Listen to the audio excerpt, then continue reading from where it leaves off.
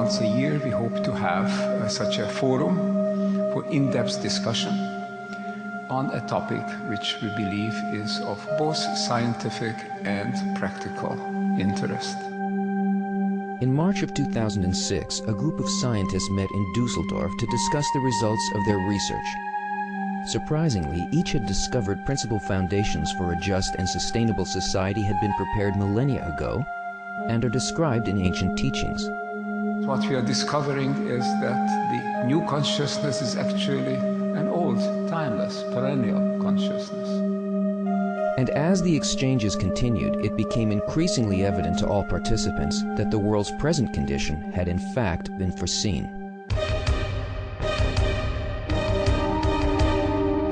We have a brain. So the question is, what do we use this brain for? If we would be men from Mars or women from Mars and would come down to Earth and see the news, I don't know whether we would think that we have a thinking humanity. And to be honest, I see a world where we behave in a very bad manner. There's something seriously wrong.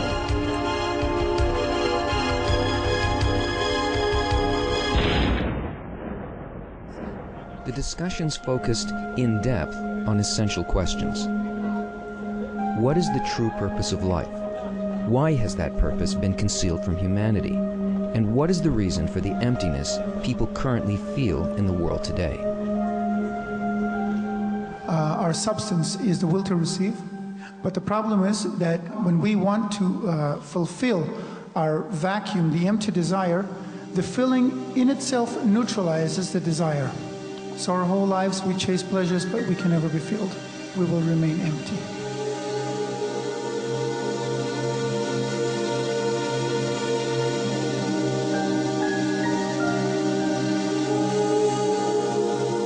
Recognize that if you get stuck in the ego lens that fragments and objectifies your world and breaks down information into packages, you're going to end up with a broken world and a broken self. The scientists came to an almost unanimous agreement that in order to better understand what's happening today, we must identify and examine our very roots. Then the path is within man to come into a dialogue with the next step of consciousness. This is a real dialogue within, not only what we will have in the next days outside. There's a very clever cartoon which shows Albert Einstein in front of a blackboard, and he's writing. The caption says, and at this place, right here, a miracle occurs. And that's very much how we feel sometimes when we discover something. Voila! Ah, now I got it. It comes to us without an ability to explain the phenomena that brought it to us. Classical consciousness, your consciousness is, if you would ask people what happens, how is it produced, it's produced by the brain. It's something that is created. And now we have all the evidence that it's not limited to the brain, and it's probably not even produced by the brain. Our enhanced consciousness resides not in our brain and is not limited to our brain because our consciousness is non-local. Without the body, we still can have conscious experiences. It's as if the ego calculus separates the thinker from the object, and this line of separation is important because it cuts us off from unity. And if we're cut off from the integral space, we're finished. And I believe and I hope that in the near future, modern science will include research on subjective experiences like those that occur in our consciousness, that we will accept field concepts to understand how we are interconnected with each other and with nature in our endangered planet.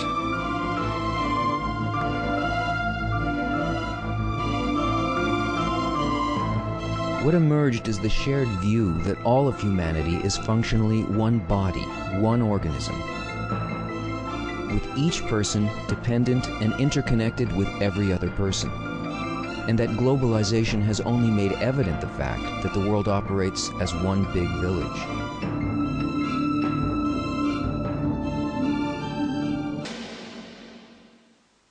Unfortunately, my feeling is that we're not quite aware of the extent to which the world is already inside us.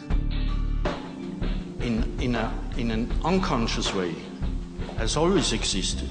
We are connected already, but the question is to become conscious, to consciously live this interconnectedness.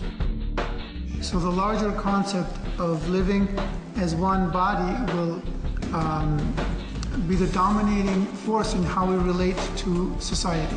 That's why we have to unite and increase the awareness in the entire world.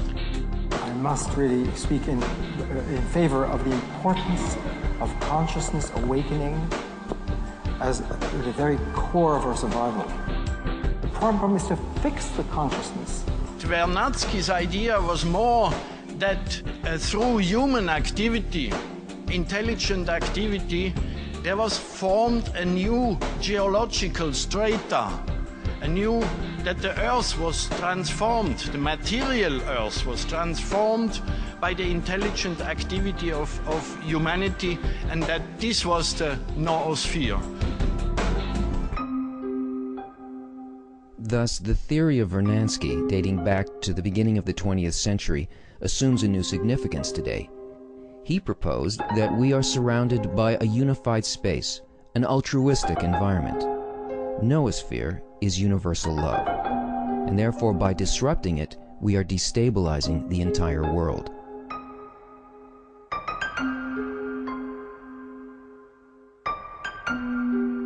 Wondering the whole evening, because I am missing one thing terrible. What is pure reason without love and care? See, the love we're really talking about here is the love of the Creator itself. That love is contained, it is included in the information field. The information field loves every particle on this planet just the same way. It is not emotional, it does not care about you or you. It just wants that whole evolution to unfold every particle to its highest unfoldment. And that is the highest unemotional love, because it loves every single particle just the same.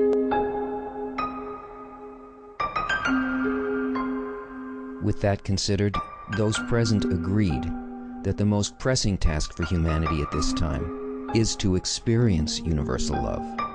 This means to unite the entire world in loving one another, by fulfilling one another.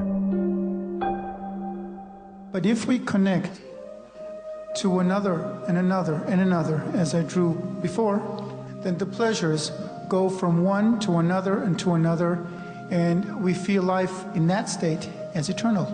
That's why today, when man has come to a global crisis, we have no choice but to come to a resolution that if we want to fulfill ourselves, even egoistically, we have to do it by fulfilling others. For the first time, we are beginning to recognize that our connectedness has an objective basis. Now we have a way of legitimizing, explaining, and it's a new worldview. It's a view of the world as intrinsically organic, whole, connected. We can all do our things. We can write books, we can make speeches and whatnot. So it's time to put things together. Now we're setting up instruments for this. You have seen the World Wisdom Council. We are creating the Wisdom Channel we'll be discussing last night, and we will be continuing setting up a television channel for this sort of thing, a radio show. We are setting up an internet-based university. We are creating instruments, but the instruments have to have content. So to me, it was not just a meeting which now ends, it's a meeting which now begins. The work is now beginning.